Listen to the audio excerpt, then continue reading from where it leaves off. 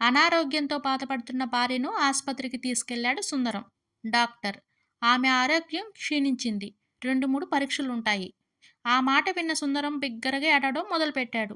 Doctor. ఇప్పుడు ఏమైందని ఏడుస్తున్నావు? సుందరం. ఆమె ఏమీ చదువుకోలేదు డాక్టర్. మీరేమో పరీక్షలు అంటున్నారు. ఇప్పుడు ఎలా అని? విమల్. భార్యలు ఎప్పుడు బంగారం కొనండి, ఆస్తులు కొనండి అంటూ నసపెడతారెందుకు? అమల. మంచి ఎప్పుడు అలాగే అనిపిస్తుంది. విమల్. మరి చెడు ఎలా ఉంటుంది? భార్య. ఎన్నిసార్లు చెప్పినా మీకు వినడానికి హాయిగా అనిపించేలా ఉంటుంది. భార్య. ఆస్తులు కొనమనేది తన కోసం కాదు, పిల్లల భవిష్యత్తుకు అవసరమైనప్పుడు ఎవరి దగ్గర చేయి చాపకుండా పనికొస్తాయని.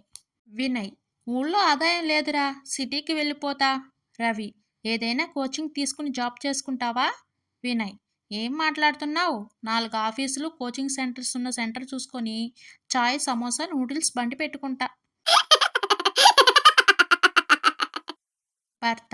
ఇది ఏం కూర? భార్య. ఎందుకు? భర్త. ఆస్పత్రిలో చేరాక డాక్టర్ ఏం తిన్నావు అని అడిగితే చెప్పాలి కదా.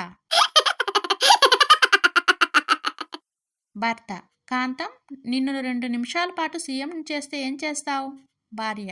మ్యాగీ చేస్తాను. 2 నిమిషాల్లో అంతకు మించి ఏం చేస్తాం? భర్త. పోనీ 5 సంవత్సరాలు సీఎం చేస్తే? భార్య. అన్ని సంవత్సరాలు చేయలేను. ఎందుకంటే అంత మ్యాగీ ఎవరు తింటారు? భర్త. వారం రోజులు ఆఫీస్కి వెళ్ళి వచ్చి బోర్ కొడుతుంది. ఇవాళ ఎక్కడికైనా వెళ్ళొద్దామా? నదుల దగ్గరికి కాకుండా. భార్య. సర్లే పదండి, కొత్తగా ఉంటుంది, షాపింగ్కి వెళ్ళొద్దాం.